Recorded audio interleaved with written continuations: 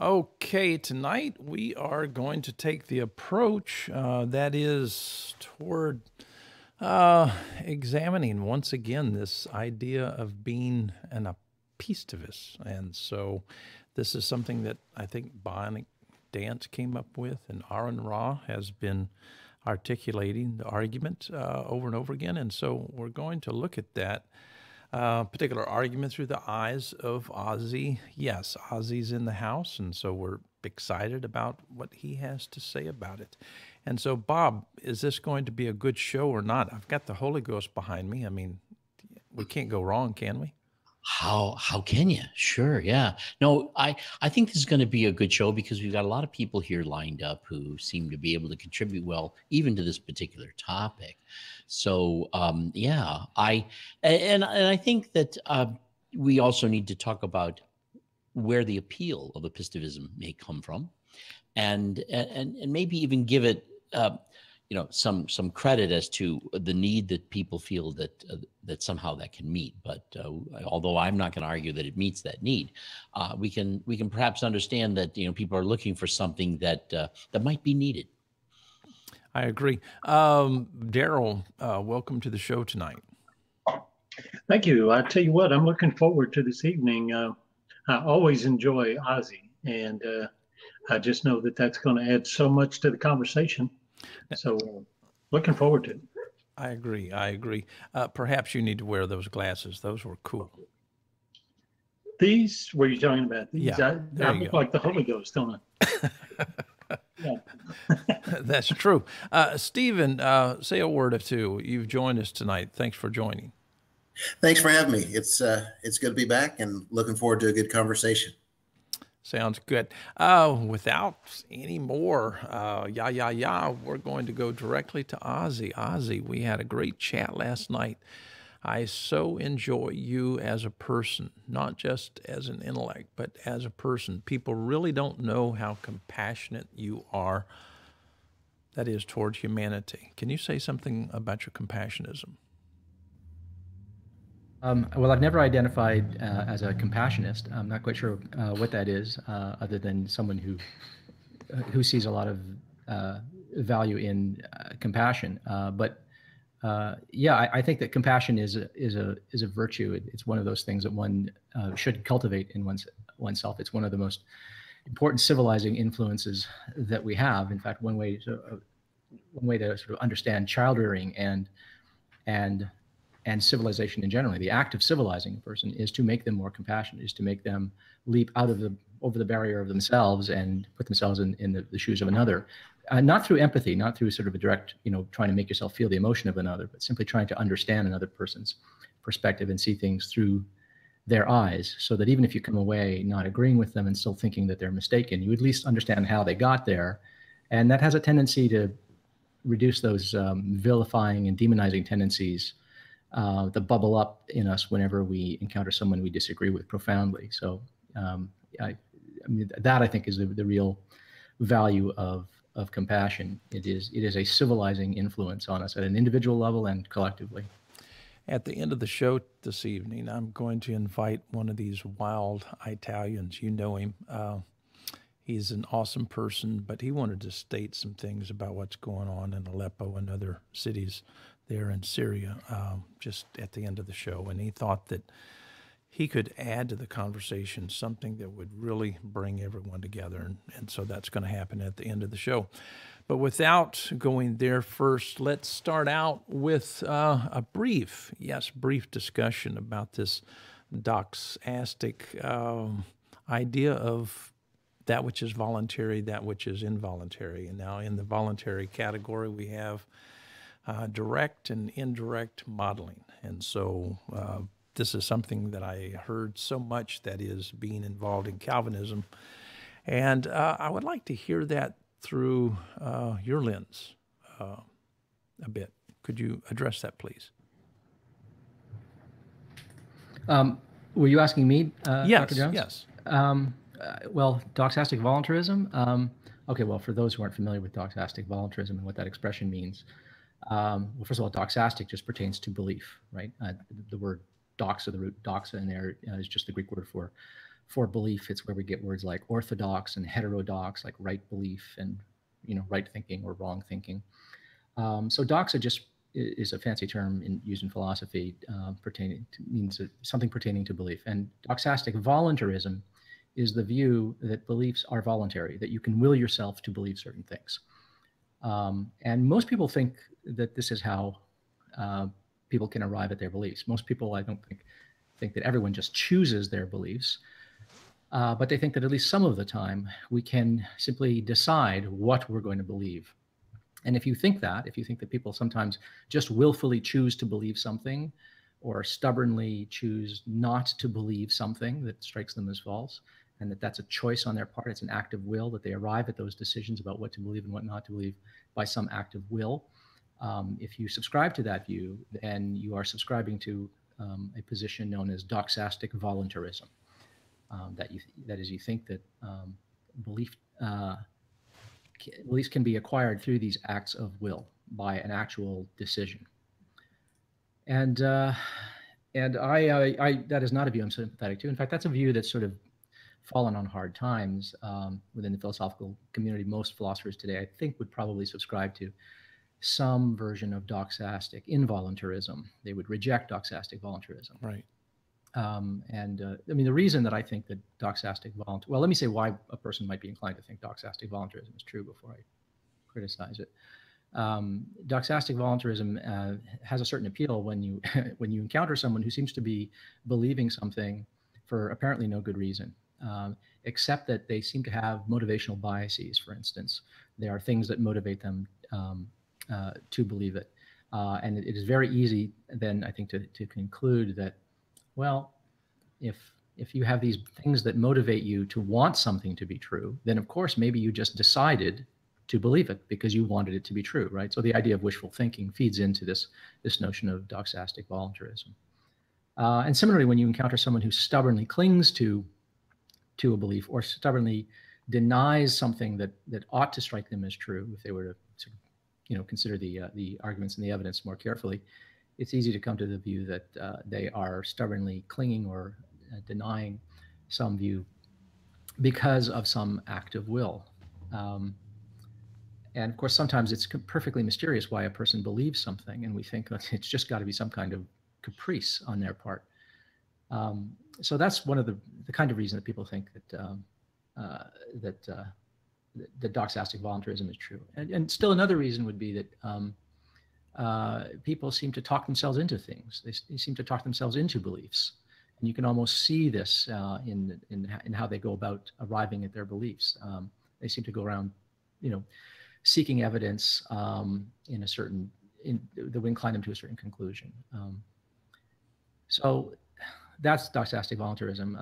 The reason I think that doxastic voluntarism is false is I think it's just psychologically false. I think that it, in fact, is really quite impossible for a person to simply decide by a mere act of will to believe something. Of course, people can believe things for terrible reasons. People can just have bad epistemic norms or standards that they're applying and arrive at faulty conclusions. That's of course true, but that doesn't mean that they willed themselves. I think most people come by nearly all of their beliefs rather honestly, no matter how misguided they might seem to us. And one way to sort of test doxastic voluntarism, and if you ever encounter someone who says, listen, all you've got to do is believe in Jesus, just do it, just decide, just believe in Jesus, for instance, right? All you have to do is accept, Christ into your heart and accept Jesus as your Lord and Savior, right? We've all heard that kind of talk, right? Those people are urging you, they're imploring you to simply, through an act of will, decide to believe, right? And then they think something will happen to you, right? The Holy Spirit will enter you or something like that, and that will change your mind. And then but they think that you can just decide that. And one way to show the falsity of doxastic voluntarism is to just ask a person who is sincerely convinced of something to just believe the opposite. Tell a person who believes in a God, or tell a person who's committed to a certain political ideal. Even go for ahead. 5 minutes, Yeah, I'm giving you 5 minutes. I want you to believe the opposite of what you believe. I'm not giving you 5 minutes to come up with reasons why you could believe it. I'm not giving you 5 minutes to say that you believe it. I'm giving you 5 minutes to actually do it. Go ahead. Through the exercise of your will, see if you can make yourself think that something is true that right now you don't think is true. And you'll find that nobody can do this, right? In fact, people kind of laugh when you suggest it. It seems ridiculous, right? But that is precisely what doxastic voluntarism implies you should be able to do. You should be able to do that sort of thing. So for that reason, the fact that people just cannot suddenly decide to be an atheist, they can't suddenly decide to be a theist, they can't suddenly decide to be Republican or a communist or whatever, through a sheer act of will, that I think that doxastic voluntarism is false. And I think any religion that implies that doxastic voluntarism is necessary or true is going to sort of fall on hard times in my book.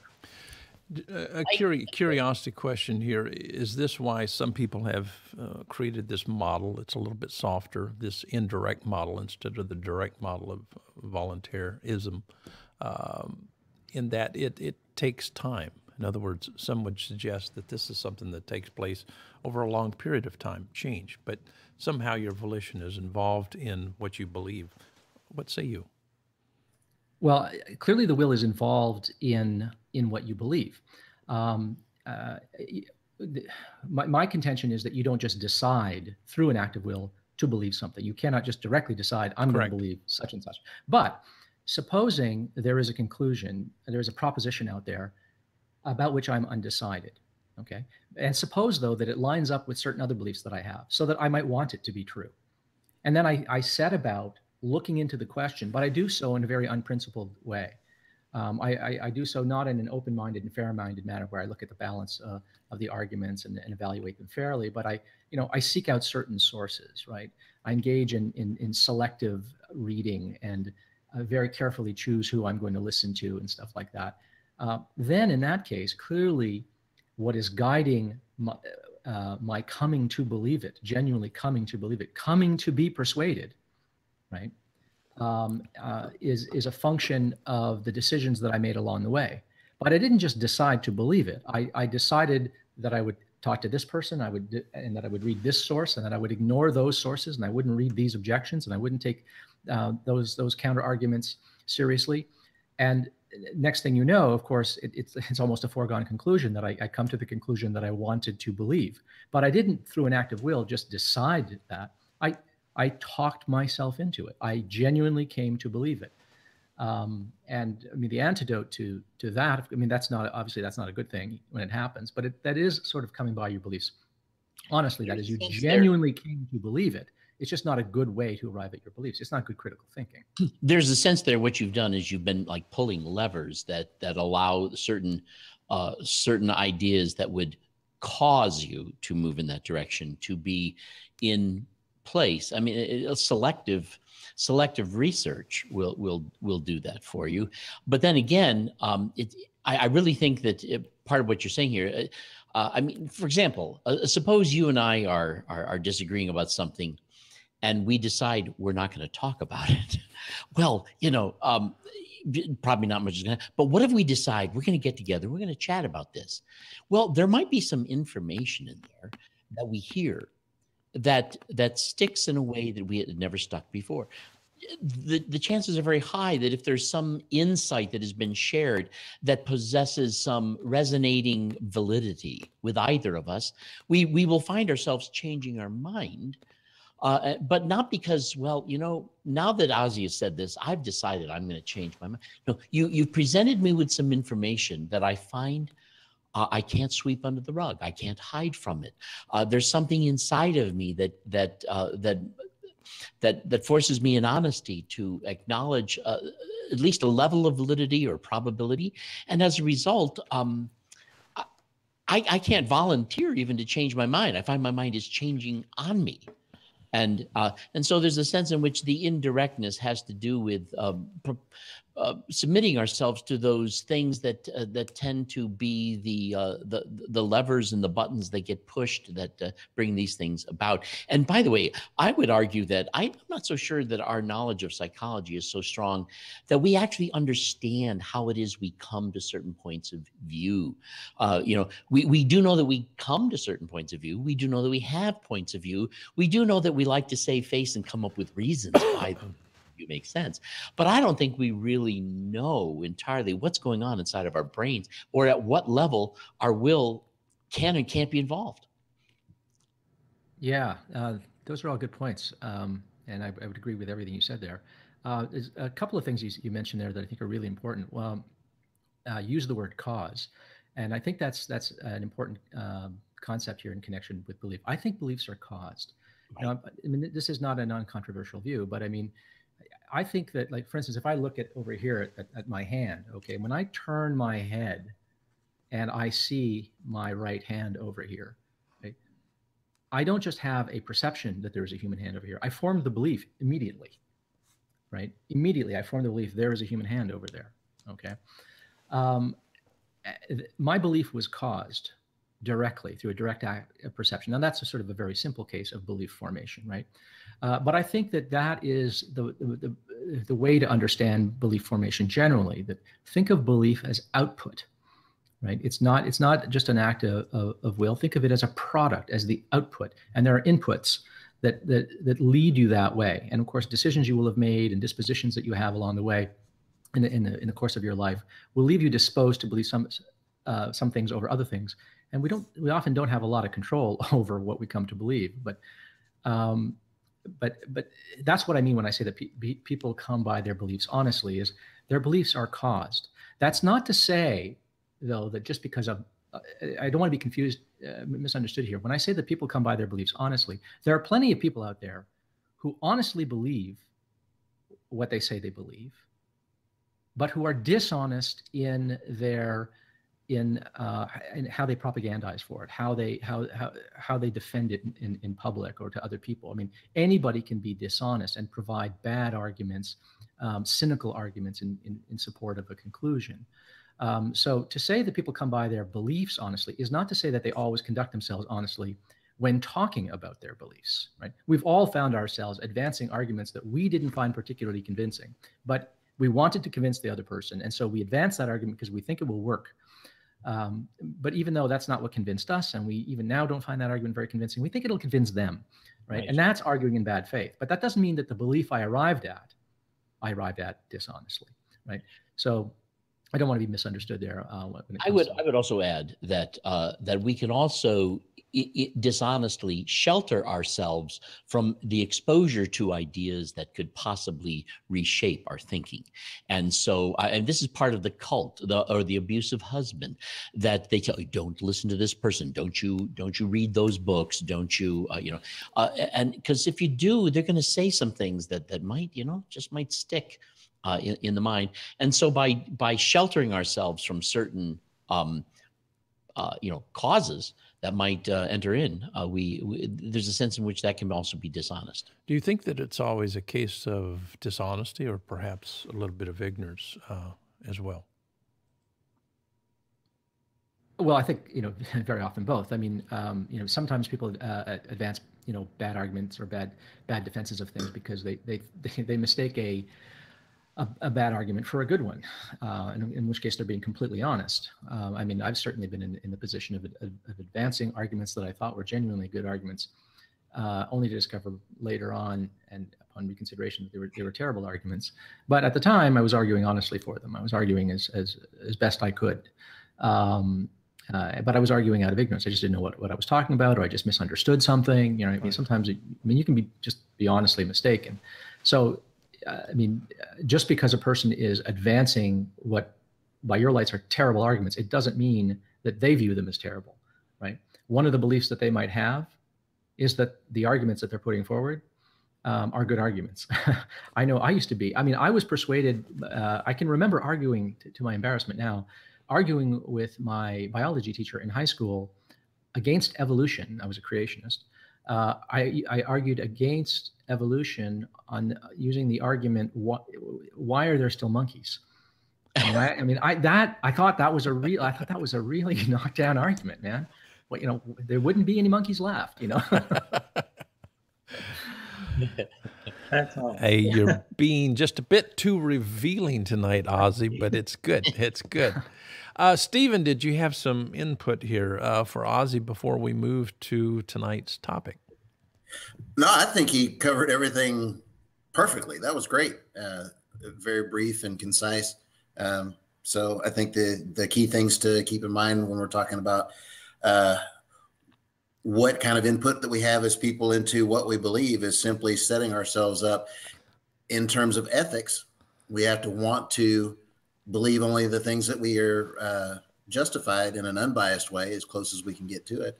And we're going to put ourselves in situations where we can get the fullest story that we can, so that we arrive and are always in a position to at least ethically believe what we think genuinely is the case. I thought Ozzy did a great job of making all those points. Thank you. And we do this, though, Dr. Jones. I would say this, Yes. that we mentioned doxastic voluntarism, and I think that it's going to relate to what we're talking about. Ozzy already related it to sometimes the way the gospel is preached. It is almost assumed by people who expect that somehow, with the help of the Holy Spirit, that people could just make this choice. But I think that we're going to find that there's something of doxastic voluntarism behind the apistevistic view. We're going to find that to be also part of the belief or psychology, that the theory of human nature, of human cognitive operation. An apistivist would have to be somebody who would in some way subscribe to doxastic voluntarism, I would think. At least that's my, if I'm way off base, I hope to be correct. I would say maybe, I understand when we're talking about this in terms of epistemology, we're going to have very nuanced, detailed conversations and points to deliberate over. But when you're talking to someone of a certain mindset, there's no nuance, and you have to take, a Mack truck to change the direction or the trajectory of what they're thinking. So if I was going to talk to an epistivist about apistevism, I would just, flag them on, say, more power to you. I understand why it is that you use this strategy when talking to the people that you do. However, if you want to be, and the point of apistevism is about ethics of belief. So when my caution to them would be, it's not, if you employ it all the time, it will eventually put you in a position where you are not ethical with your own beliefs, because you have to violate, in order to keep the principle, Clifford's principle, I would call it, you're going to have to violate the maxim. How it is, you can't, you have to develop a system that's error tolerant rather than error free, which the epistivist is trying to do, is have an error free environment. And I don't think that that's proven the way to go. I think James was much more convincing when he argued against Clifford. I would challenge one thing there, but I wonder if I could sort of roll back to something that Bob was saying about the question of doxastic voluntarism and apistevism. I mean, first of all, for people who don't know what apistevism is, it's the view that one should not believe anything on faith, right? The root word in Greek is pistis, which means faith. And an apistivist is someone who does not subscribe to faith, someone who repudiates faith, who thinks that it's always wrong to believe something on the basis of faith. And by faith, they mean something akin to blind faith, not faith as in a well-warranted confidence, but rather an unwarranted confidence. I just, you got to have faith, man, that kind of thing, that kind of talk. They reject that. And apistevists, it's not just a prudential idea that one should try to avoid believing things on faith. It's the view that it's always wrong. And there's never an exception. There's never an occasion where you should take something as true on faith. You might sort of undertake some course of action on insufficient evidence, right? Well, like, I'm going to die if I don't do something. I better do something. I'll try this. I'll roll the dice and go with that, right? They wouldn't object to that. But to believe that something is the case, you should never, ever believe that something is the case on insufficient evidence. That your confidence in a belief should always scale with the evidence. And when all you've got is faith, the evidence or justification is zero. And so your confidence should be zero, and you should not believe it to any degree on faith. And I think that a lot of epistevists do subscribe to some kind of doxastic voluntarist view. I don't think that you have to. I don't think you have to be an epistivist, as I've described it. You don't have to subscribe to doxastic voluntarism. But when I listen to the rhetoric of people who are doxastic voluntarists, rather who are epistemists, when I hear them talk, they often do talk about dishonesty. You know, Aaron Ra on the show the other night was saying what he said many times, that faith is the most dishonest way of arriving at a belief. And I mean, I don't think it's I mean, I think that the people who believe in the discourse of faith, they have a false belief. They think that faith is a kind of process. They think it's a kind of reliable procedure to get at the truth. I mean, I think it's a ridiculous thing to believe, but they believe it. And I think that people come to that belief honestly, albeit incorrectly, albeit irrationally. They come by it honestly. So I don't think it's dishonest of them. Now, some people are sometimes dishonest when they're propounding their faith in whatever it is that they're putting forward, but I don't think that's always the case. And I think it's a mistake to insist that an epistivist has to subscribe to doxastic voluntarism. But when I listen to someone like Bionic Dance, who coined the term epistevism, or Aaron Ra and some others, when they talk about people who put forward faith as a reason to believe, they invariably disparage that person as being dishonest. And of course, dishonesty isn't about being mistaken. It's not about getting the facts wrong. Dishonesty is about insincerity. And I don't think that the people who put forward faith that way, that bluntly, are being dishonest. In my experience, when people get down to, look, man, you got to have faith, that is usually them at their most honest. That's almost them saying, Uncle, I got nothing else, but you got to have faith, man. That to me is not dishonest. That is actually an honest moment coming from them most of the time. What I was thinking of here was the idea that if I am going to believe that somebody actually believes something without reason and defends that belief against all reason, what is it I understand where their belief comes from? So I'm not saying so much that the position itself of apistevism is this doxastic voluntarism, but it seems to accuse people of faith of possessing such an ability. And that's what I was talking about. It suggests right. that people do something that I would think psychologically and cognitively is impossible to do. Personally, I mean, depending on how far one wants to understand, what are we speaking poetically here or whatever, I'll tell you what, I've run into all kinds of people, and I may even be one of them to some people who believe things for reasons I just cannot fathom. But, you know, here we have a communication problem and a problem of sharing experiences and insights and ideas. And so it can be a serious issue. But I think I've come to the point where when I think that people believe, well, whatever it is they believe the case to be, that there is something going on inside of them that where this appears to them to possess some goodness of fit that they're satisfied with, honestly. And so I don't think that they're just like picking or choosing. Now, I think fear, sometimes we're afraid that certain things may be true, but I would even argue that when we're afraid that something might be true, we actually aren't admitting to ourselves that we believe it. You know, because sometimes we believe things we deny that we believe. You know, some people have even defined rebellion as that. You can't rebel unless you think there's a standard there that really has some legitimacy, you know, or something. I mean, depending on what kind of rebellion you're talking about. But yeah, so I think that as it was stated, at least as it was given to us last Sunday night, I think it presents a circumstance and a situation that is entirely a fantasy. Ozzy, you are being complimented tonight. I'm getting private messages. I'm seeing also in the thread. Ozzy just changed my mind. That is about being an epistivist, and so deal with it a little bit. I mean, does change come that quickly? In other words, in the great debate, it's as if people are pushing. This is the reason that I wanted to deal with these two aspects of Doxastic this evening, because I think it takes a little bit more time than what we're willing to give for people to change. Am I wrong?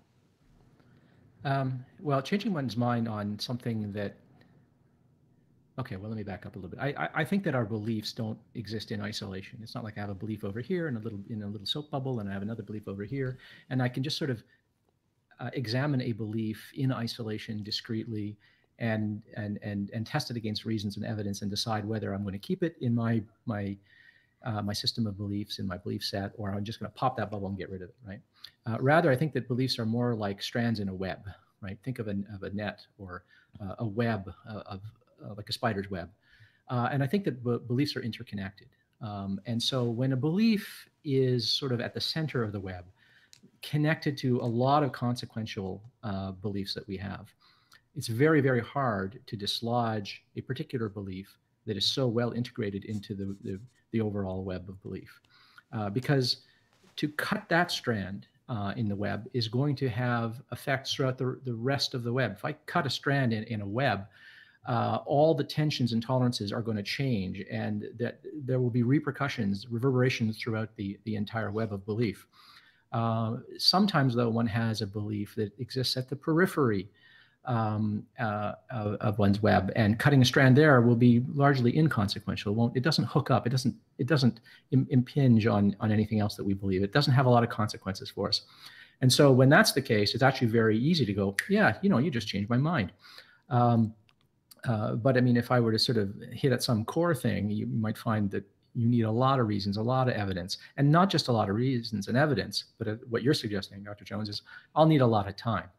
And I need a lot of time because before I can pull on that strand and yank it out, some part of me in the back of my mind, I don't necessarily do this consciously, has to work out the implications and the consequences for everything else that I believe. Right. And so I have always, like, some people will say, listen, I've completely demolished your arguments here. You don't have a leg to stand on. And that's happened to me. I've had argument, I put forward positions, and where, like, man, after an argument, geez, I'm left stammering. I don't have a good argument left. I don't know how to defend against that. But I don't walk away thinking, geez, I'm ashamed of myself. I should just change my mind on the spot. Because, well, first of all, I mean, have you looked at human beings lately? I mean, how often does that happen? It doesn't happen, but it doesn't happen for a good reason. A person needs time to recalibrate, to sift and think and arrive at a reflective equilibrium about what you have said. Reason, even good reasons, even devastating reasons against your position, complete defeaters of your position, they take time. People think of arguments, objections, and counter arguments. They think of them as weapons, like missiles that go in and blow things up. They're not like that. They're like a corrosive acid, and that takes time. You wear down a person's confidence. You wear down a person's willingness to hold on to an idea over time, which is why these arguments take a long time. And the closer a belief is to the center of someone's web of belief, the longer it's going to take. The more repeated arguments you're going to have, the more you'll have to go back and cover the same ground over and over again, make the same points. It takes time for reason to work its magic. It's like a corrosive acid, but it's a slow. It's not like sulfuric acid. It's not like battery acid. It's more like vinegar. It's a mild acid, but it works. It does do its work. And if you can simply let the acid do its work without sort of throwing obstacles in your path, like getting in a person's face and getting them hostile and getting them to tune you out, because you tick them off or something like that. If you can sort of manage the discourse a little bit, if you can handle a person, and that means handling yourself in an argument, very often the force of reason will do its work for you, right? But I sort of think of it that way. It's kind of like, when you put oil on your bicycle chain, you're just putting oil here and there. You're not putting oil at every link in your bicycle chain. You're just putting a few drops here and there, and then you just let the bicycle chain turn, and eventually that oil gets distributed and it gets all over the place, and it does what it's supposed to do, and it lubricates the whole thing. And I sort of see reasons and arguments that way, and that's why it takes people a long time to change their beliefs. It isn't just that people are stubborn; it's that they're stubborn where it matters, right? The same person who you can be arguing with for months or years on end on something, who just seems like they won't give, you'll argue about something else, and they'll just seem like the most, wow, he just abandoned that belief just like that. He adopted what I was suggesting just like that. It probably wasn't so consequential. right? That's why. It wasn't because you were particularly persuasive on that occasion, or that they were particularly open-minded on that occasion or on that subject. I think that it has more to do with how consequential the belief is. And of course, the approach matters. And Ozzy, I'm sure you've had this experience where somebody offered you a very solid seeming argument, and you were conscious of the fact that what's being offered possessed a great deal of compelling leverage. But then later you become aware of some deficiencies or flaws that might be there. And all of us have had the experience in trying to think things through of discovering some rather persuasive ideas that that overlooked something that we couldn't think of at the time. And as a result, when we hear a very persuasive argument, we're conscious of the fact that, well, maybe something here I haven't thought of, something here that that I might become aware of. You know, let's test this out. Let's maybe even experiment with it. And we've all had that. Sometimes a great teacher can even learn how to do that. I took a course that was an online course from a Patrick Grimm on various different ideas of consciousness, and as he explained different theories, he did it in such a way as by the time he's done explaining a theory, I'm sitting here totally persuaded that, wow, this makes so much sense. Yeah. And then the next lecture, he tears it down. You go, well, I hadn't thought of that. And what a wonderful experience it was to experience how much sense an idea could make, and then to realize its deficiencies later. And the more you learn, the more you discover that deficiencies aren't always immediately obvious. And so I think that caution is sometimes extremely wise. And so this is another reason why it takes time. We have to determine if really all facets have been considered or whatever. And even then, there's no guarantee we can do that. But I mean, so there's a lot of reasons going on here as to why this takes time, not just because of the process itself, but because there's time for validating, verifying, perhaps considering other points of view or other facts that have not yet come up that we hadn't thought of. So it's a great deal of reasons why it's even best to take time. I want to add. Oh, go ahead, Daryl. Well, a question about a particular term. It may be applicable, it may not. But the term conflating, does that play into? Would you say that plays into our system of beliefs? The act of conflating. Well, even in an honest sense, if a person considers two things to be well-nigh identical, even though they're not, that would they might think of it being true about one, they might see it as having inheritable properties in the idea of something else. And so the conflation there can be an honest mistake. I mean, because we as human beings, we tend to categorize things and put them into bins and treat various things in the bin with certain similar properties and expectations. You know, you see a particular animal and its head, and then you see another animal that you've never seen before. You still might expect to discover it has 4 legs and a tail or something, you know, just because it seems to fit into that category. But then again, there could be a weird exception, you know. So I don't know if that's what you meant by conflation there, or. Well, partially, but I was thinking more along the lines of, you know, if I believe something to be true, or my belief system, I think guarantees me something or other, you know, a blessing, or the lack of belief might be providing a curse. And I'm just using an example here. And I believe it, and so something happens, and I associate that with the fact that I believe it, and so I want to hang on to that belief. That's kind of what I was in reference to. I wanted to see how much that might influence a person's system of belief. I'll hesitate. You're really talking about perhaps a false confirmation.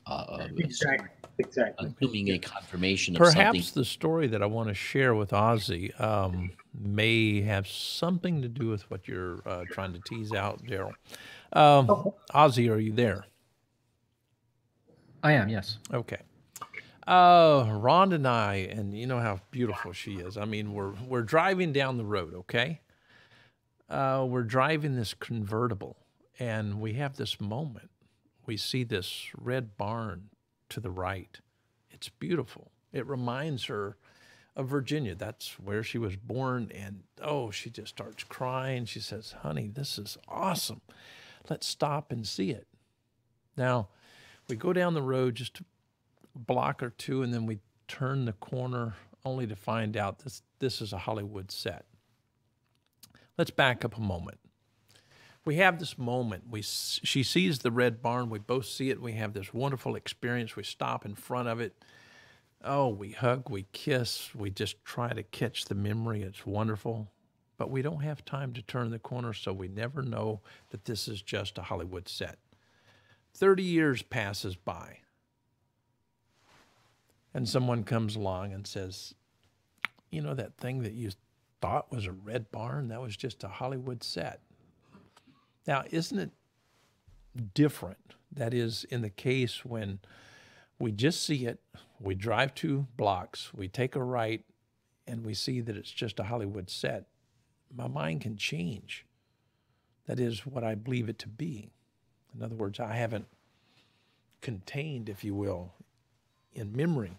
I've got a very short memory of that barn. I had a moment, a fantastic moment, but I can let go of it. But after 30 years, I've got this in my mind, and I have, let me use Daryl's word, I've conflated that with a lot of imagination. I've dreamed about it, seeing that barn again.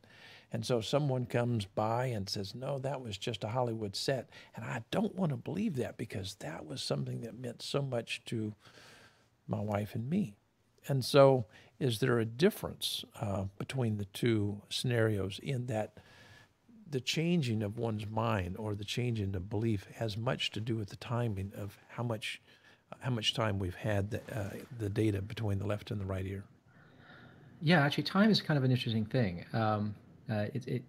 Very often there's a moment where it would be easy to change your mind on something, and very often it's at the moment of belief acquisition or belief revision. But then after that, it can get harder. It's not always that way. Sometimes distance means that you are less invested because there was a strong emotion at the time. In that sense, that emotionalism has faded. But the opposite can happen. You can become more invested over time. So what you described as a scenario is, over time, you get more and more sentimentally attached to that right. moment. You know, perhaps, I don't know, maybe you proposed, after that. And so that particular occasion of having, looking at that picturesque scene in the countryside is forever associated with you getting that down on one knee and proposing to your wife or something like that, right?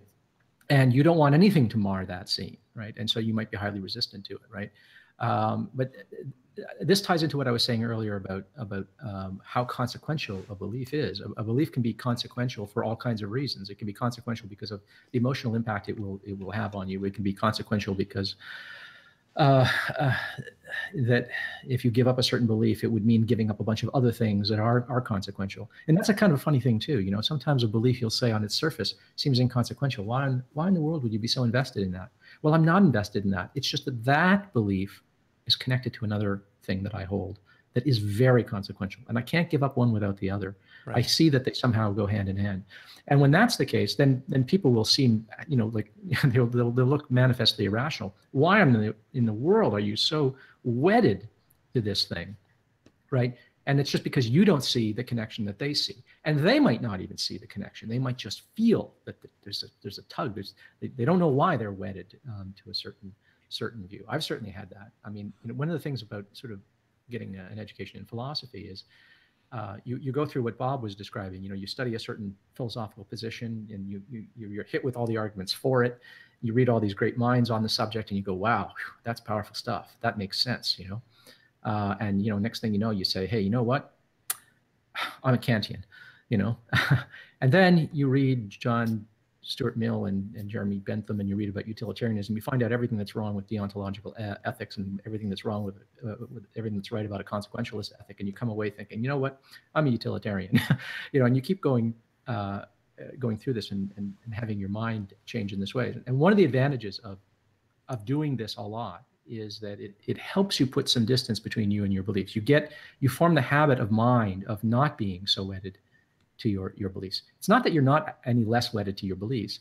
It's that when you start consciously thinking about beliefs, you get into the habit of, okay, now, right now, not my everyday life, but right now, I'm going to stand back and I'm going to seem more dispassionate, right? I mean, I've heard people say, oh, Ozzy, you're pretty dispassionate. I'm not dispassionate. Anyone who knows me well knows I'm a fairly passionate guy. There are certain areas where I can seem fairly dispassionate and fairly cold and calculating and bloodless on certain philosophical questions because they are subjects that I have thought about and read about, and I have that detachment, right? But that's a learned detachment, right? Then you end up talking about, my romantic life or something like that, and then the wheels fall off because I am not someone who is sort of, well versed in that and has thought deeply about that and that sort of thing, right? And then I can be just as passionate and blind as anybody else. Of course, things like that have happened to me. Actually, seen Ozzy talk about something where he became iglooed. Oh, that's bad. Sorry. There's always got to be an igloo joke in there, right? Yeah. By the way, I think it was Ozzy who once said something along these lines, if I recall correctly.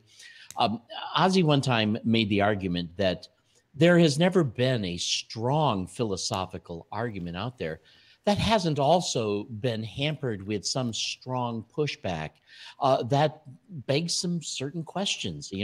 So it's not as if philosophy is ever going to give to us a certain answer, and that this is just the way it is. Although we may find ourselves settling in places where we're convinced that that's most likely the case. Most of the strong arguments out there that have been offered by people who really put forth great arguments are not necessarily without some genuine pushback from someone else.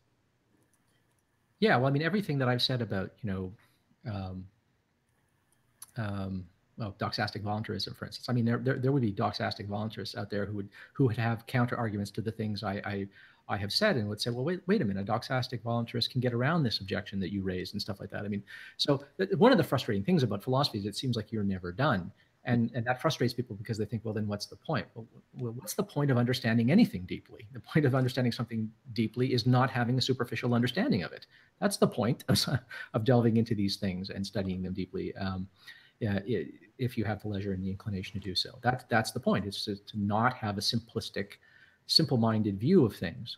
Isn't there a delight in recognizing the complexity of some things and the degree to which one can explore we'd all like to know truth, but sometimes conundrum can be delicious. True. I agree. Yeah.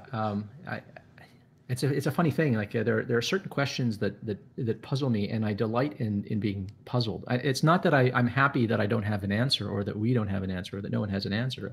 I find that endlessly frustrating, which is why I'll keep reading and looking into these questions and discussing them. But there is a certain, I don't know. It's almost like having a toothache, and when you have a toothache, and you had it for a while, and your dentist appointment is still a ways off, and you like to torment yourself by sticking your tongue right where it hurts, and inducing the pain. There's something like that about certain philosophical questions. These chestnut problems are kind of fun. It's like scratching an itch where you enjoy scratching. It feels really good, and it's not going away. But you just sort of get used to living with this problem, right? And it makes you more comfortable living with ambiguity. Right. And you just sort of. Not only that, but also living with different people who see this differently. Right. And it gives you much more appreciation for how it's possible different people can end up in different places. Last night, you said something that was extremely powerful, and I don't want you to go through this show without nuancing that. That is pertaining to this subject, because could it be that so many people are trying to come up with this version of apistevism simply because of an attitude toward faith. You were telling me last night about, the hand has a design. And when you mention that word, all of a sudden people, they want to push away from that term. And is it true that people are pushing away from faith just because of the term? Yeah. Well, I mean, faith gets a bad rap, and I think largely for good reason, but it gets a worse rap than it deserves.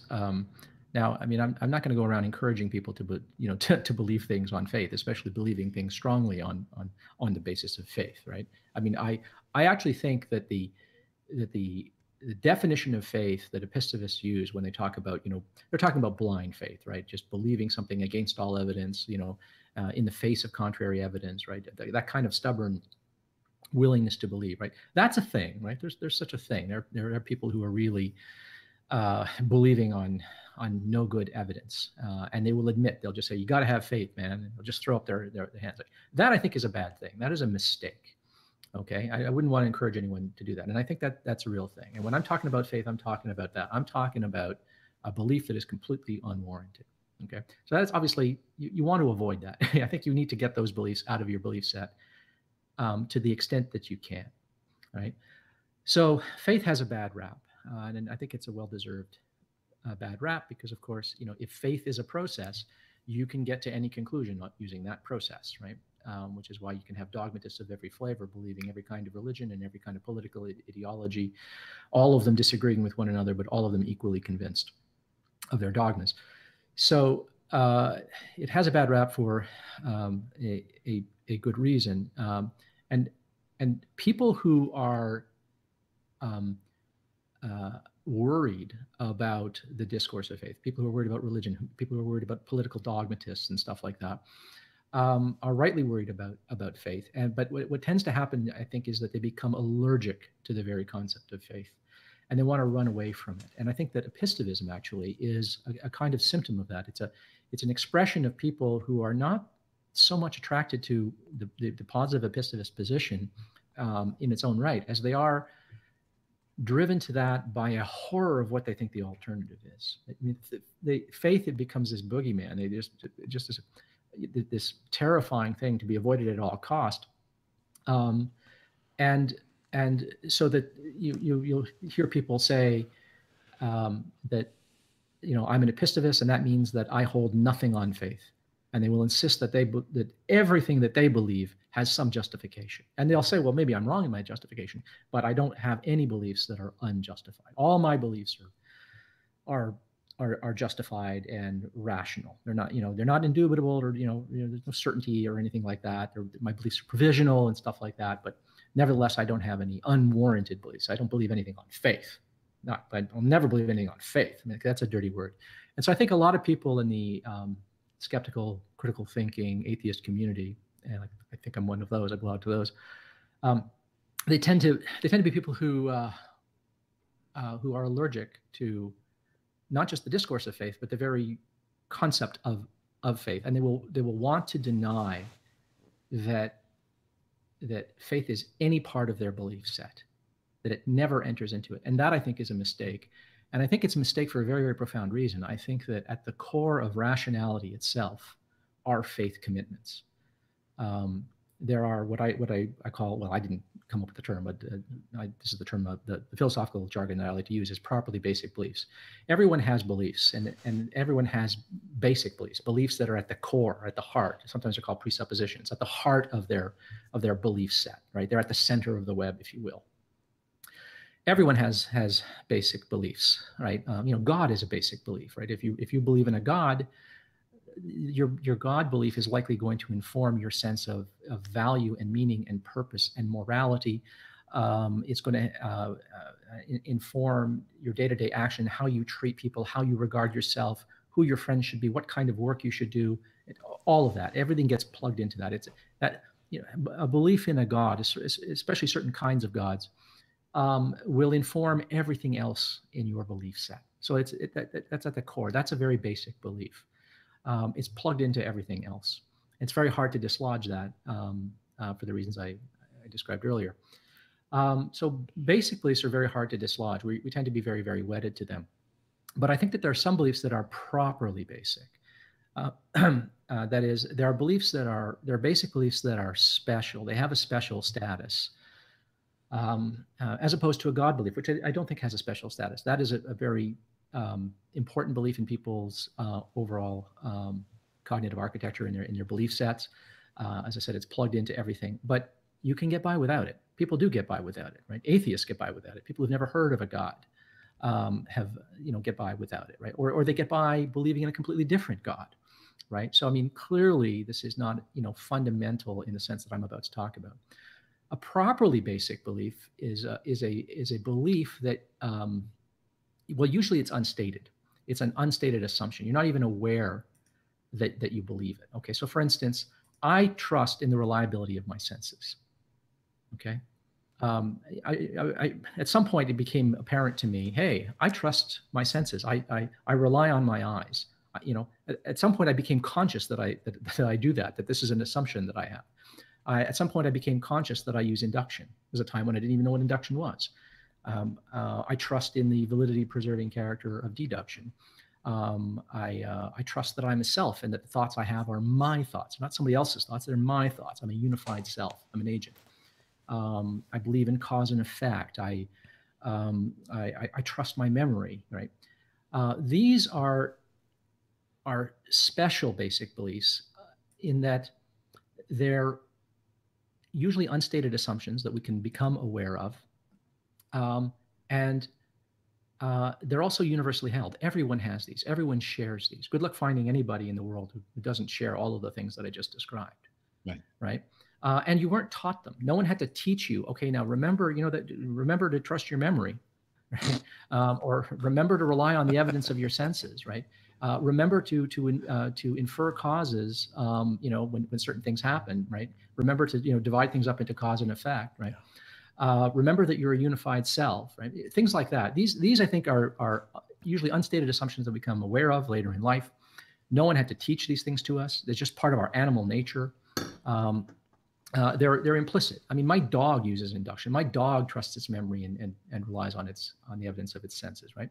So these I think are properly basic beliefs. And what makes them properly basic, what is really special about them, is that belief in a concept of truth, belief in the sense of self, belief in cause and effect, belief in induction, belief in deduction, the reliability of the senses, reliability of memory, and so forth.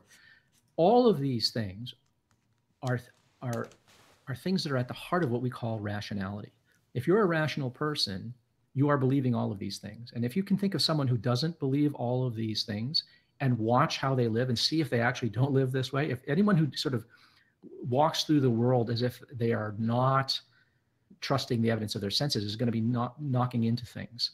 A person who doesn't use deduction, a person who doesn't rely on induction, it would be someone who doesn't learn from his or her mistakes.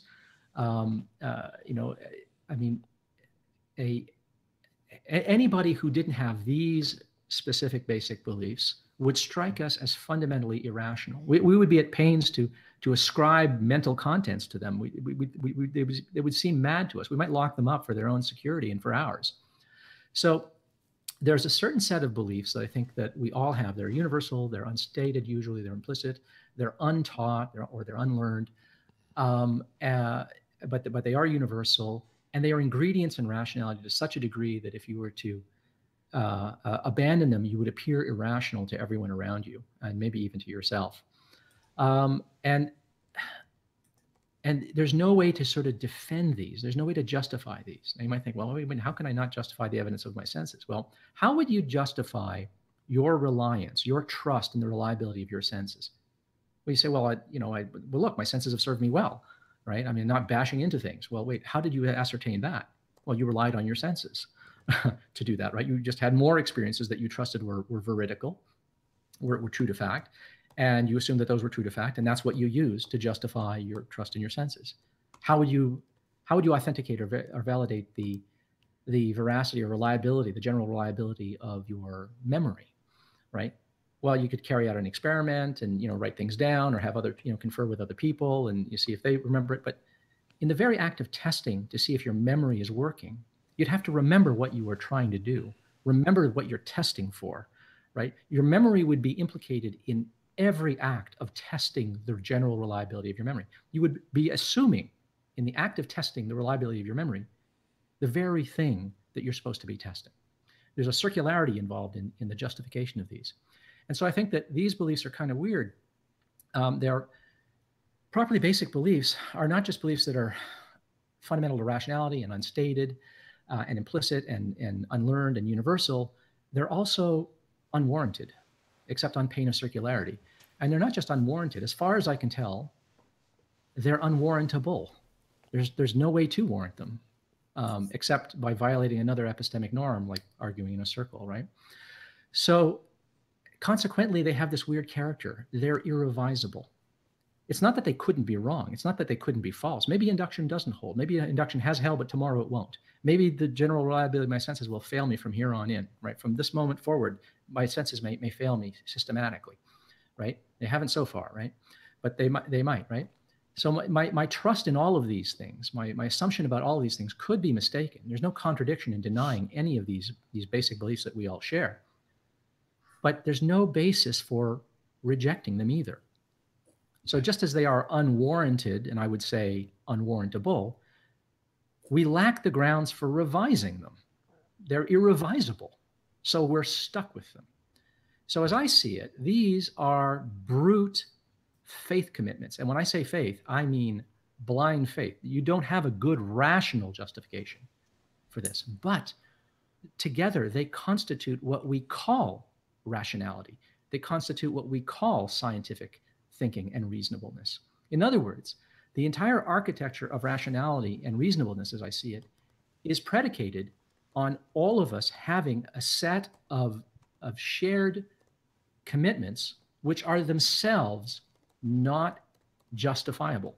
But it is through those things that we can justify everything else. So I think justification is important, but I don't think that everything is justifiable. And so can you explore an idea real quick, Ozzy? Sure. You guys have been very kind letting me go on this long. I thought your sermon was wonderful. I mean, great. Yeah. And I have a comment to make. But Stephen, what were you going to say? Yeah. Well, as it goes with philosophy, you need to hear two different sides, and I think this one is I'm not a big fan of properly basic beliefs. I understand it. Brute force, or brute facts definitely play a role. But when we talk about justification, I would take maybe C.S. Pierce idea that these are things that just don't occur to us intellectually to ever think about. And so we have to wonder, well, okay, are they just? Are they justified? Without our being cognizant of that is a belief that we have. And it would be from a practical standpoint that we are acting not on faith, but from experience. We're not acting in an unjustified way because of our experience, and it's not circular until you reason about it. So it just doesn't occur to us to behave any differently because this is the way things are. And so at that point, it would be pretend doubt, because doubt would be unjustified because it is so apparently true. So that would be one way I would approach maybe going at the idea of properly basic beliefs. But I was just wondering if you would explore that, or if you would, or how you would. Yeah, sure. I'm a little sympathetic to that view. There is a tendency. Okay, well, for people who don't know who C.S. Peirce is, Peirce was an American pragmatist, and he took this pragmatic line that you were just describing. And yeah, these are weird things. The particular things that I outlined, right? The belief in deduction, the belief in induction, the belief in the self, belief in the reliability of our senses and our memory, and so forth. Our concept of cause and effect, our intuitive notion of truth and falsity. All of these things are things that we never even doubt them. They're just, we didn't really learn them. We didn't pick them up from anyone. We just seem to operate this way. This is just how we are. This is just a function of the critters that we are. This is how we do things. This is how we operate in the world. And as such, the problem arises when we try to justify them. They work, right? They do work. But the problem is, I think trying to sort of justify or it's not, you're not even trying to justify them, because I mean, as soon as you try to justify them, you end up in the question begging circle that I was talking about earlier. But the idea that they are somehow vindicated, that's usually the expression that's used, that they are somehow vindicated, I think is a little bit fishy. And the reason I think it's fishy is, try to unpack that concept of vindication. What does it mean to say that these beliefs are vindicated? Well, it's to say that they work. Well, yeah, but I mean, working by what lights? Well, within the scope of assuming all the stuff that we assume, yeah, they work, right? But of course, I don't see how that constitutes any kind of justification. So you might say, well, okay, they're not justified, but they are somehow vindicated, and I'm good with that. The problem is, in the context that we're talking about apistevism, and people who believe that beliefs have to be justified somehow, right? They have to conform to our rational epistemic norms. And what I'm suggesting is, our most basic commitments, our most deeply held commitments, are in fact things that we cannot justify at all, for which we cannot actually supply any reasons, right? It's just that in ordinary practice, we don't have any reason to doubt them. Like, as you say, any doubt that we muster is somehow feigned. We're sort of, it's like pretending to be anesthetized, you know, I can feign it. I can pretend to doubt, the evidence of my senses, but really that is a hypothetical doubt, right? Consider what it's like to actually doubt it when someone tells you something, you go, I don't think that's true. That seems fishy. I don't think that story's true. Now, consider that experience, and then compare that experience with, I wonder if I'm a brain in a vat. I mean, do you actually doubt that you're not a brain? No, you don't, but you're entertaining it. It's a hypothetical doubt, right? And so all of these things, when we call them into question, this is purely a philosophical exercise. It is not something that we ordinarily do. And I don't think that nature sort of owes us a recursive and reflexive epistemology that allows it to look back on itself and be self-justifying. I don't think that there are such things as self-evident truths or anything like that. Can I tease one more thing out before sure. Bob, because it's related? I'm trying to hit on the main terms that people talk about when they're talking about related to justification. So what I got from you in that is that justification is more related to a process that we are aware of and consciously taking a part in. Whereas we would have the belief that the sun will rise tomorrow without ever thinking about it. That's how we act. That's our experience. So my next thing to bring into that would be entitlement. So there's one thing to say that we're justified to believe something. Are we entitled to believe something, such as our senses are something that we can rely on, and those kinds of things? And then put the epistivist in the situation of splitting hairs and finding out, well, does it matter? I think it seems to me it matters, because I could be entitled to the belief that there's a God, but not that I'm justified to believe it. And so there's kind of a catch-22 depending on how you approach it. So I just wonder if you'd tease that out. Yeah, well, I think one of the things that the epistemist falls into is that conception of justification. Most of them would reject what's sometimes called an objectivist or an externalist conception of justification in favor of an internalist conception of justification. And just quickly, I'll say that an internalist conception of justification is a conception of justification that requires that the agent, that the person who holds a belief, has to be able to be aware of the reasons why they believe. It's not enough that there are reasons. Like, for instance, if I turn and look at my hand, I am caused to believe that there's a human hand. Okay. Now, I'm aware of having a visual experience. Okay. But how does that justify my belief that there's a human hand here? I mean, that would be I could be dreaming this right now, and I would have the same visual experience of a human hand right now if I were dreaming this, right? But if there is a human hand and my visual system is working and the laws of physics are in place and so forth, then I am in fact seeing a human hand, and I am justified. I am objectively justified, right? That is, there's an objective state of affairs that justifies me, right? But there's nothing I can point to inwardly that justifies that, because all that's going on inwardly that's available to my experience is I'm having a visual experience of seeing a hand, but that is consistent with dreaming or hallucinating that I'm seeing a hand, right? So the internalist is someone who insists that the reasons that would justify a belief have to be available to the agent. They have to be either consciously available to the agent in the moment, or at least summonable to consciousness. They have to be somehow available to the consciousness of the agent and become occurrent, at least in principle. And that's a view of justification that I think is narrow and incorrect. I think that that the giving of reasons is important for pragmatic purposes. It's important for satisfying the conditions of public assertability, for pragmatic reasons of persuading other people, and also for the reasons of self-evaluation and introspection and just private personal belief revision. It's important that I be able to represent the evidence that I have and the reasons that I have to myself. But that isn't what justifies me. I think that what justifies my belief that there is a human hand over here is the fact that there is a human hand and that there is an optical system in place that reliably provides me with visual experiences that systematically co-vary with changing states around me.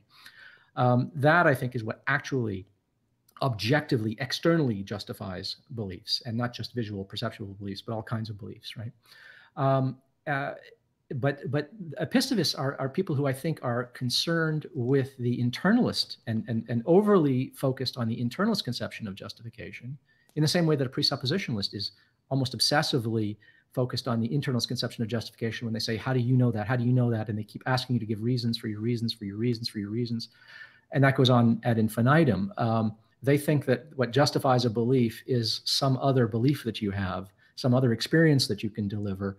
And then you can only trust in that if you have a reason for thinking that that's true, and you get into this infinite justificatory regress.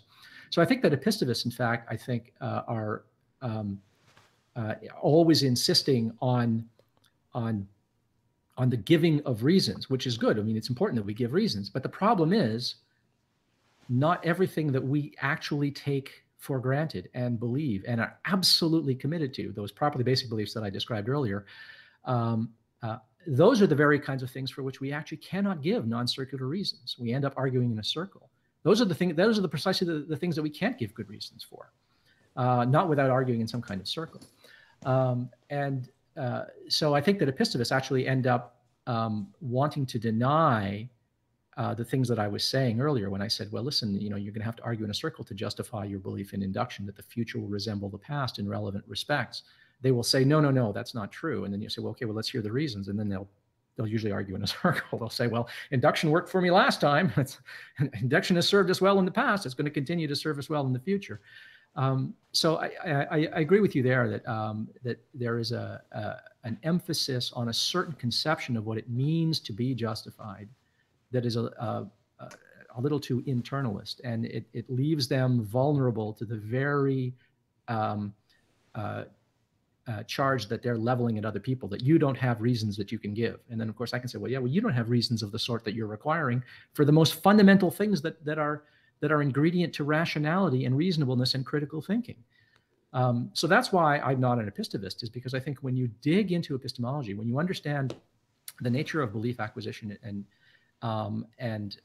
revision, when you understand something more about critical thinking and what we mean by knowledge and what we mean by justification and what we mean by rationality, you realize that at the bottom there's just this wealth of things that we just assume as animals, yeah. Right? That we've inherited as part of our animal heritage. We just assume these things and operate in the world this way. This is just how we are. We didn't learn them. We were never taught those things. Consequently, we were never taught the reasons. There are no reasons. This is just how we are constituted. What it means to be rational, in other words, in my view, is to have certain faith commitments. Now, if you make different faith commitments, I think you're not going to be a rational person. But don't make the mistake of thinking that everything that is at the bottom of rationality is itself rational and warrantable. I mean, what are we positing here? That there's some kind of meta rationality, some meta justification that justifies our justifications? I don't think that makes a lot of sense. You're going to end up in a regress there if you posit that. Anyway, I hope that addresses what you were asking about. It's excellent stuff. What I was curious about addressing also is, through all of my studying and reading And Ozzy, I know you've done a ton of reading. You've looked at a wide variety of authors speaking on a wide variety of subjects. That in all of this reading that we have all done, it has groomed and shaped and changed our beliefs as part of that process, and they've been contributing causes to faith commitments that we have that I would say are kind of groomed. But then I think that there are some faith commitments that we have that are tacit or implicit, or that somehow we've come by them. And I mean, as a person who myself believes in God, I have found that I have lost almost all faith in theology. But and as a result, I've also found that my attempts to try to make sense of God have been really dishonest and forceful, and not really put forth with in good faith. But at the same time, I find myself believing, not sure what it is I believe, and for me, that faith is not one where I possess a knowledge of the causes or even reasons, but my reporting of that faith is not even an assertion that this is the case, but a recognition that this is where I find myself. So I think that there are some beliefs that we possess because we have groomed an inquiry and we have tried to inform ourselves deeply, and it has a great impact on shaping our thinking. And there are other things where we find ourselves kind of abandoned to them, lost in them, not really sure how to deal with them and figure them out. And as you had mentioned earlier, no real justification for having them, and yet no justification we can find for abandoning them. And so we find ourselves kind of in a position.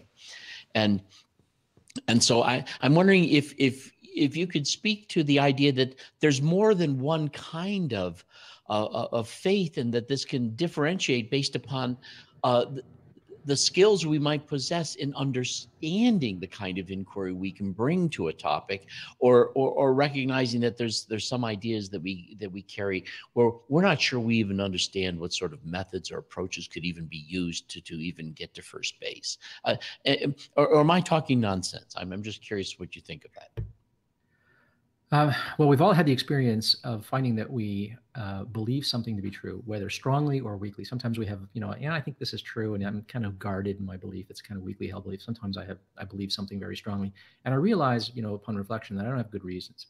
I might have thought I had good reasons until, I get into a discussion with someone who just sort of, divests me of my arguments, and I realize, oh God, yeah, okay, well, but I don't just stop believing it for the reasons of doxastic conservatism that we talked about before, that you shouldn't just jettison your belief the moment you encounter objections that you don't know how to get around, right? You need to sift and think and let that corrosive acid work if it's going to do any work.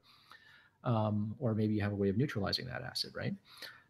But very often we find ourselves in a situation where we believe something and we don't really know why we believe it. Sometimes we just forget the reasons. We just don't remember how we got there. And sometimes we didn't get there because we ever considered a question. Sometimes we get to believing or holding a position. I think this happens more often with values, or more evidently with values. But very often we have moral and especially value positions, things that we value. And we value those things because we value certain other things. And this thing seems to line up with that, right? A lot of our beliefs we acquire as package deals. It's an unfortunate thing. It's something that I think that we should strive to avoid. But we often take on beliefs as a set, as a package deal. This pizza comes with this, this, and this. And that pizza comes with this, that, and the other, right? And of course, it's a mistake to do that. I mean, we should try not to acquire our beliefs as a set. But typically, if you think about someone who acquires a certain set of political values, right? Very often it's because they like this, and they like this, and they like this. These things resonate with them. They might have good reasons why they think that's true. Let's assume that it's not just, they're not just acting out of emotion, right? They actually think that certain platforms in a political campaign make a lot of sense, and they believe those things. But the next thing you know, they find themselves believing everything else in that political ideology, and they don't know why. But they just think that they somehow go together. They just seem to fit together, right? And a lot of the time we find ourselves believing something and we don't have any good reason. It's just that this piece of that puzzle seems to fit in with the rest of this puzzle, and we go with it, and we're uncomfortable with it. And that is, I think, an instance where we are kind of going on faith. We're going on a kind of superficial appearance of consistency. But hopefully, hopefully we're humble about that. You know, in other words, you know, when I tell people that I believe in God, and when I call myself an agnostic theist, it's because when I try to really think this through, I'm lost. You know, and yet this experience that I've had that I call presence is an experience I'm having, and I fully acknowledge that my assumption as to just what might explain this could be totally wrong. But at the same time, because I can't escape the experience, I find myself, I guess, you know, settling somewhere, although, you know, the kind of things I used to believe about God have a lot of them just died because I realized they don't make sense. And it's not just they don't have anything to justify, and they have plenty of things to push back against them, a lot of things, you know. And in fact, talking to people like you has helped me a great deal in being far more honest about the fact that I mean, if there is a God, how the hell could I know anything about it? You know, that just strikes me as being way too presumptive.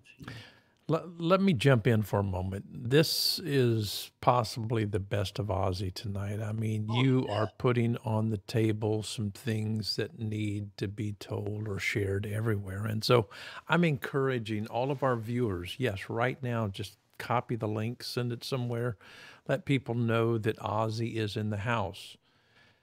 He's getting ready to bring actually an ex-fundamentalist into the show, someone who is now an agnostic. And I think it's going to be quite telling in light of what's been stated. I want to go a little bit further with this idea of Contra apistevism.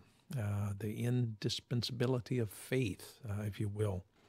Ozzy's talking about faith as an ingredient in rationality. He's talking about faith and its connection to reason.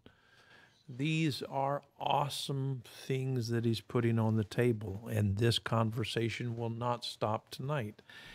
Hence, let's keep talking. Let's keep talking.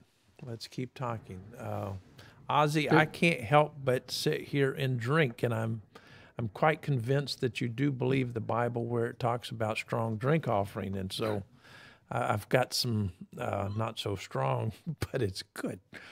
So continue, please. Okay, well, I do have my drink here.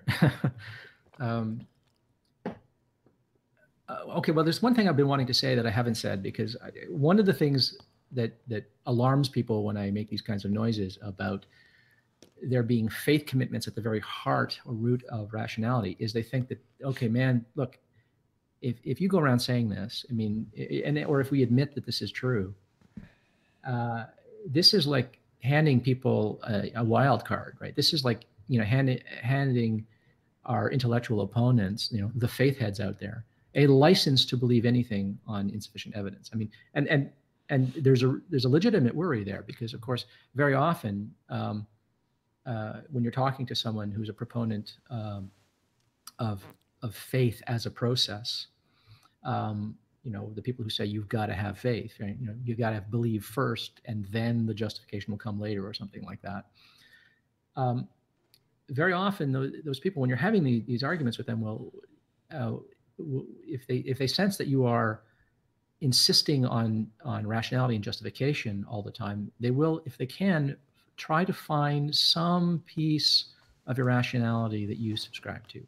They'll try to ask you something, and as soon as you can't find a justification for it, they'll go, there's an irrational belief. You can't justify it, right?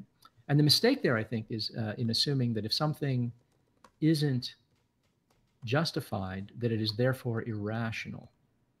And I think that's a mistake. I mean, you know, there are rational things and there are irrational things, but then there can also be a middle ground of things that are neither rational nor irrational. Not these properly basic beliefs that I was describing. I think that those are pre-rational. I mean, there's no way to justify them, but to say that they're irrational doesn't make any sense, right? I mean, it's not like they in and of themselves, they're self-contradictory, or that that any two of them together are inconsistent with one another. They're not, right? So they are not in violation of any norms. It's only when we try to justify them that we run into hot water and start arguing in a circle and that sort of thing.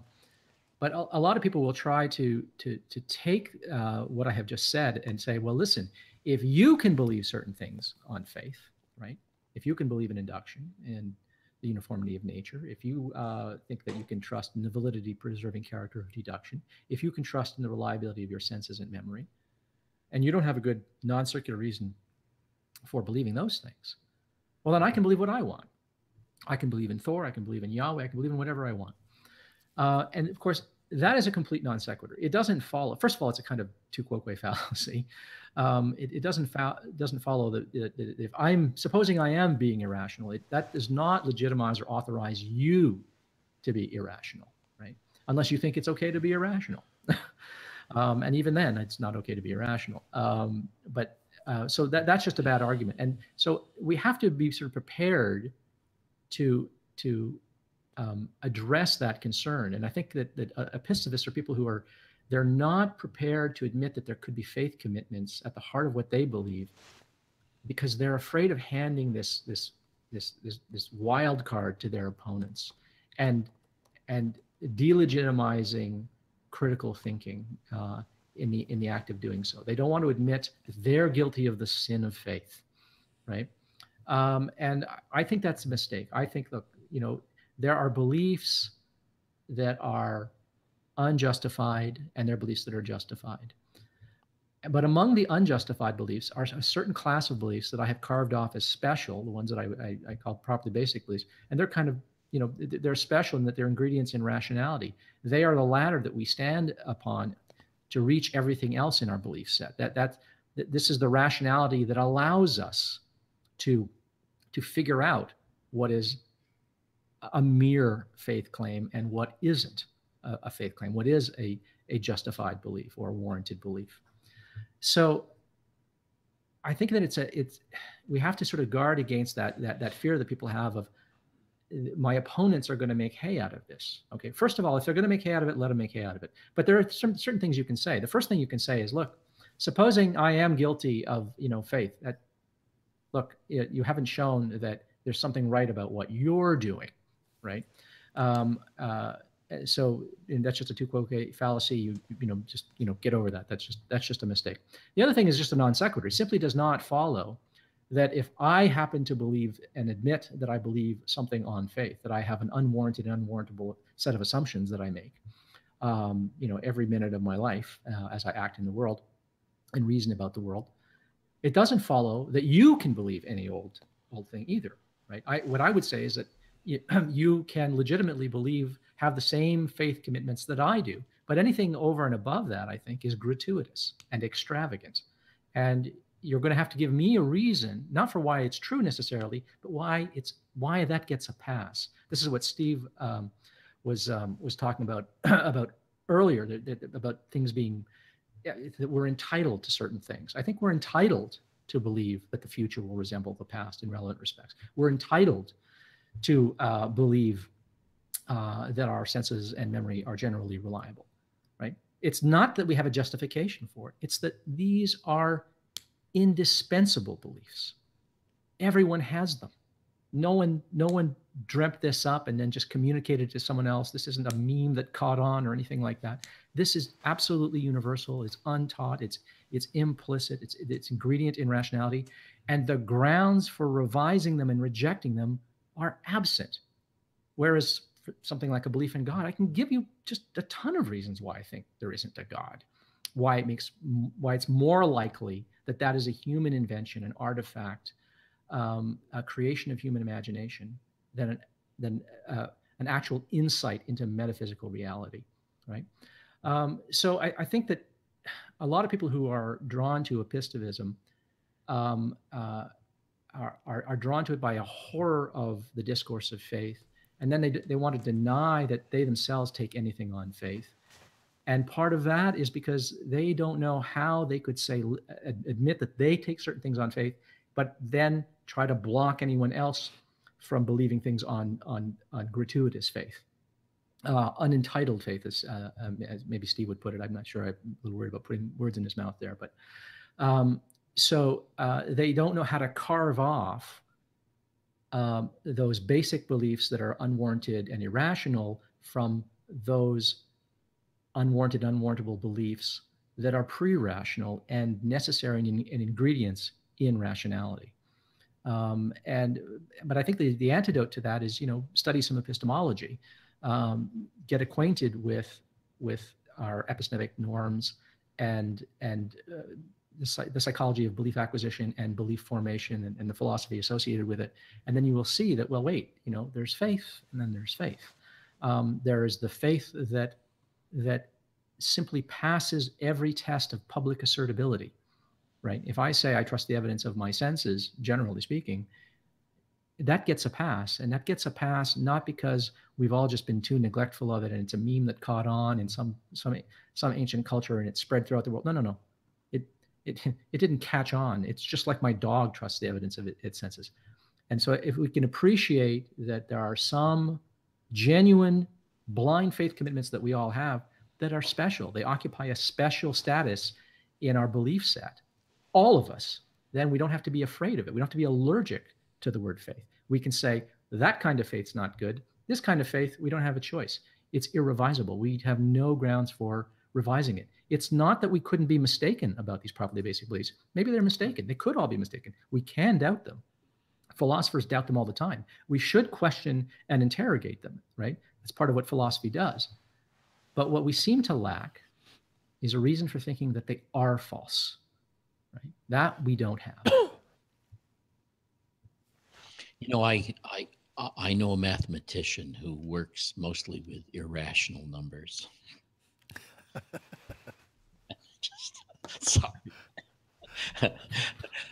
Well, Descartes didn't like negative numbers. He thought they were infernal and didn't want anything to do with them. So, yeah, I really genuinely appreciate it every time you join us, Ozzy. The thing that I just want to let our viewers know that one of the things we really enjoy when you join us is you really do have a skill for expressing yourself in a manner that I think is quite clear. I feel as though I have no problem understanding what you're saying, even if I'm not always agreeing with you. I get the sense that that what you're saying is well formed, nuanced, careful, assessed, measured, and just so I really do appreciate your joining us. I hope you come back from time to time, because you share a great deal of what helps us to think things through. And I just want you to know that I very much appreciate your being here. I'm one of your biggest fans. Thank you. Well, let me return the compliment. Every discussion that you and I have had, Bob, I've learned something and come away enriched because of it. So thank you very much for those kind words. Is there something that you need to say that is to those people who find themselves in apistevism that would help? My goodness, it makes it sound like those people who are lost in faith. Well, I'm not trying to speak down. I mean, let me be fair and clear. I love Iron Ra. I mean, for him to walk beside me down the streets of Pensacola, I mean, we're talking about meeting homeless people. He's there with so much heart for the people. He is fighting a fight trying to get people into the idea of science. I applaud that. Now, he has picked up this idea concerning apistevism. I don't know why. I don't agree with it. But I would never throw him under the bus. I respect him too much, and I think that you do as well. And that's the thing that I like about the place. We're not interested in throwing people under the bus. We're interested in trying to improve their lives, that is, with a little bit more quality. And because, we have a short period of time called life, and let's make the most of it. And so you have been so good tonight.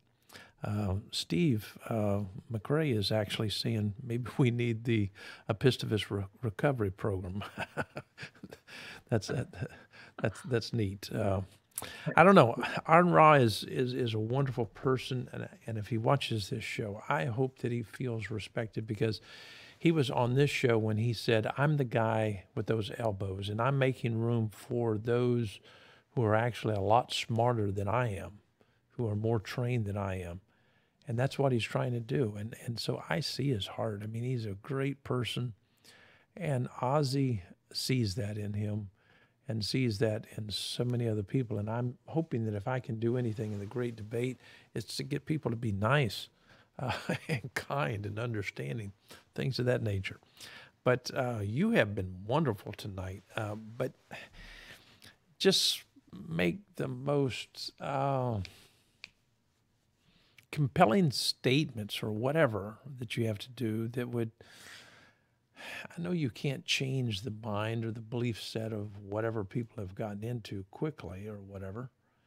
And maybe it is completely, out of their hands. But there is something I think that you can put on the table right now, and I'm trying to put pressure on you. I think you can come up with more than gold. Go platinum right now in this Contra apistevism show. Okay, talk about pressure. I should have rehearsed something. Well, okay, let me answer the question that you started with, which is, what would you say to an epistivist to sort of, make them see it differently? Well, obviously, I would want to say the kinds of things that I have said here. But I mean, really, the antidote to epistevism, as I see it, is a deeper understanding of certain philosophical questions, right? Specifically epistemological questions, because epistevism is all about, it's about belief, it's about faith, it's about justification, it's about knowledge. It's right. This. As soon as you're talking about these questions, you are in the bailiwick, you are in the province of epistemology. You are doing philosophy. All right. Well, the best favor you can do yourself, therefore, is read some philosophy, learn some of this stuff. Familiarize yourself with certain chestnut epistemological problems, like the problem of deduction, the problem of induction, the problem of problems about the nature of causality, problems about the nature of truth and different theories of truth, and problems having to do with the reliability of perception and memory and our inferential and cognitive practices generally. I mean, if you familiarize yourself with that stuff, then I think the simplistic intuitions that one has that, well, I just need to be a naive empiricist, right, and apply a little deduction along with it, and poof, everything is fine, and that ultimately all my beliefs can be grounded in self-evident, self-justifying beliefs or experiences. I think that will tend to evaporate. If you're going to try to defend that view, you're going to have a tough row to hoe ahead of you. So I think that's what people need to do. People who are espousing epistevism are espousing what I would consider as a fairly naive and radical epistemological position, but radical in the sense that it ignores so much of the discourse, so much of what's been thought and said and written on the subject that is actually robust. I mean, there is a robust scientific literature on our epistemological limitations, on what we can know and what we can justify and so forth. And I mean, if I can leave anybody who's an epistemist with this final thought, it's this: if there is anybody in this world who should be willing to admit and recognize our cognitive limitations and our epistemological limits, who should be modest and intellectually humble in this venture, it should be people who self-identify as skeptics and rationalists and critical thinkers, right? Those should be the first people to say, you know what? Reason gets us this far, but at this point, reason fails us.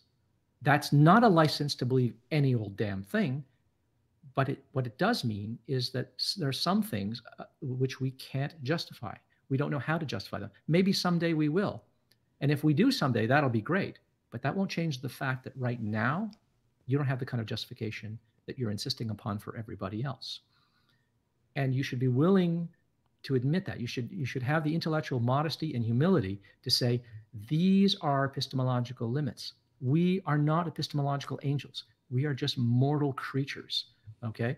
And this is the cognitive architecture that we have, and this is the world we find ourselves in, and we engage in these kinds of causal relations with the world around us. This is the epistemic engine that natural selection and evolution has provided for us, and it wasn't trying to produce a mind that can look back on itself and justify everything. Natural selection has no need for that. Natural selection afforded us minds that allow us to have experiences that co-vary with the world so we can update our map of reality on an ongoing basis, rather imperfectly, okay? But not hopelessly wrong, right? Otherwise, we wouldn't be here. And so I think it is, if anybody should be able to admit that there are, in fact, things that we just take on faith, it should be skeptics and rationalists and free thinkers and people who self-identify as critical thinkers more than anybody else. So that would be my message. Wow, that's good. That was good stuff. I mean, good stuff. I believe you have a guest with us. Is that correct? We did. There was a young lady who was interested in joining the conversation. The person that you were alluding to earlier. Unfortunately, it so happens that she's putting her kids to bed right now, and anyone who's put kids to bed knows that that's not a short task. Sometimes it's taking a little longer than she thought, and so she can't join us right now. I believe she's trying to organize a hangout after this so that we can talk. So if there's other people interested, maybe we can do something like that. Okay. We discussed last night having a conversation possibly next week, and I'm looking forward to that because I think that when you come on a show, if you're allowed to really go A to Z with something, full circle with something, that's when it gets awesome. And I'm hoping to pull that out of you next week or the next. But I'm looking forward to so many chats. I mean, this has been very, very good tonight. And so you're actually saying that she's not going to be on this show, correct? That's correct. She won't be able to. Yeah. Okay. We're wrapping this up right now, and she's in the midst of putting her kids down. So I understand. She won't be able to join us.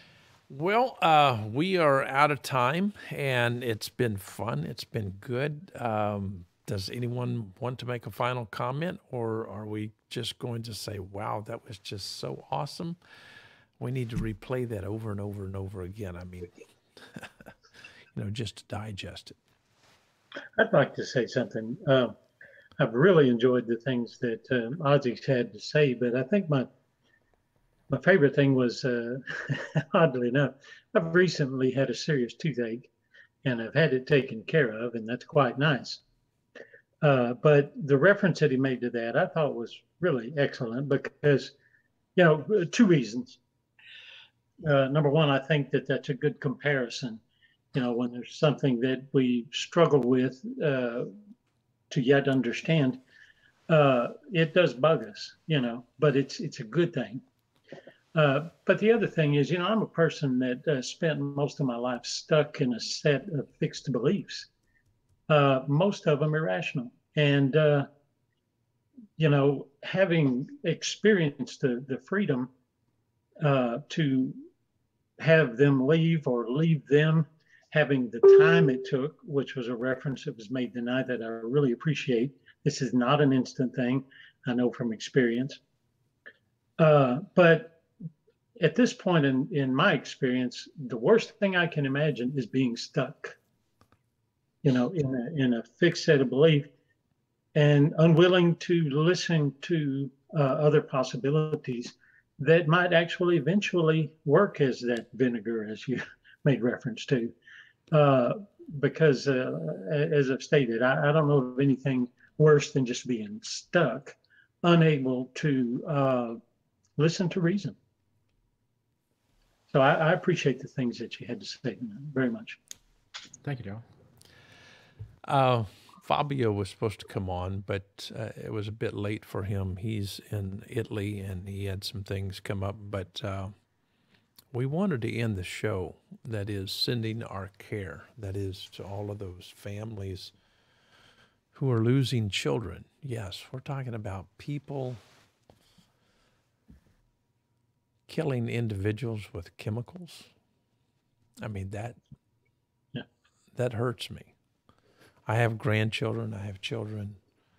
I love them so much. And I can't imagine other human beings wanting to take their lives. That just is beyond me. And so I don't care whether you're an atheist or a theist. We've got to see some change. That is in the context of humanity. And so let's raise the bar of what humanism is. Let's raise the bar on what compassionism is. Let's try to see what empathy can do for us. There's got to be something better than what's going on now. And so if you have some thoughts on that, please give us a call. We'd love to have you on a show, because this craziness, it's got to stop. It really does. But I'm not just going to say that. I just wanted to thank you again, Ozzy, for being on the program tonight. You were outstanding. I mean, damn, you're good. So, thanks. Thank you for having me. It's always a pleasure to talk to all of you. Thank you. Okay. This has been The Place once again, and we say good night, and the Holy Spirit hasn't said anything but has on dark glasses, and so the Trinity wasn't here, but maybe the Twinity was. You'll get that in a moment. Bye-bye.